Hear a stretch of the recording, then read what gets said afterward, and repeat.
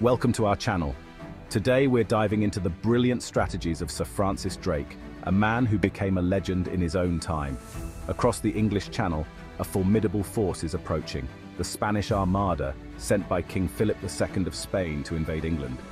But standing between the Armada and its objective, a wily adversary, Sir Francis Drake, awaits.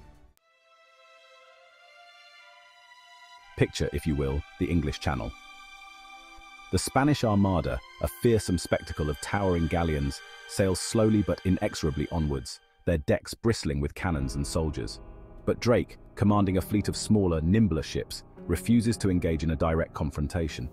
Instead, he employs a strategy of harassment. Like a pack of wolves harrying a lumbering bear, Drake's ships dart in and out, delivering their fire before the lumbering Spanish galleons can respond. This hit-and-run approach took full advantage of the English ship's superior speed and maneuverability, chipping away at the Armada's morale and firepower.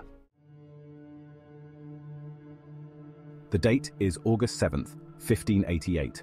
Night has fallen, shrouding the English Channel in an eerie darkness. Aboard the Spanish ships, tension is high, the air thick with apprehension. Suddenly, out of the darkness, a terrifying sight emerges. 8 flaming ships, transformed into instruments of destruction, bear down on the anchored Armada. Panic grips the Spanish. The carefully formed lines break as ships desperately cut their anchors and scatter in all directions, disrupting their battle formation and throwing the Armada into disarray. It is said that every sailor must learn to respect the power of the sea, but Drake did more than respect it, he mastered it, turning the very elements into a weapon against his foes.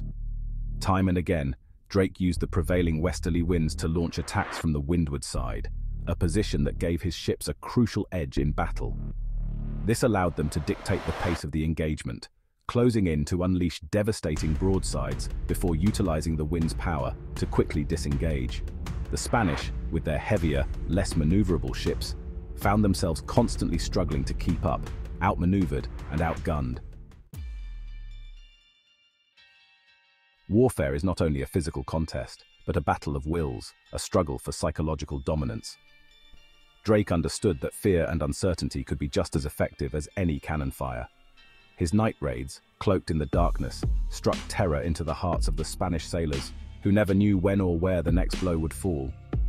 The Fireships, with their terrifying spectacle of uncontrolled fire, further amplified this sense of dread. Drake's tactics were designed to demoralize the enemy, to erode their confidence and shatter their cohesion. Chapter 5. The Cadiz Raid, a preemptive strike. The year is 1587, a year before the Armada set sail. Drake, ever the proactive commander, understands that the best defense is a good offense, and so he sets his sights on a daring target, the Spanish harbor of Cadiz. Drake, with characteristic audacity, launches a surprise attack, sailing his fleet right into the heart of the harbor. Ships, supplies and munitions are destroyed, throwing the Spanish preparations into disarray and delaying the launch of the Armada by a crucial year. This preemptive strike not only dealt a blow to the Spanish war effort, but also sent a clear message. England would not be an easy target. Chapter 6. A web of information, the power of intelligence. In the vastness of the open ocean, information is power. Drake, recognizing this, cultivated a vast network of spies, informants, and scouts. From the taverns of waterfront cities to the crow's nests of fishing vessels, information flowed back to Drake, providing him with a constant stream of intelligence about the Armada's location, strength, and intentions.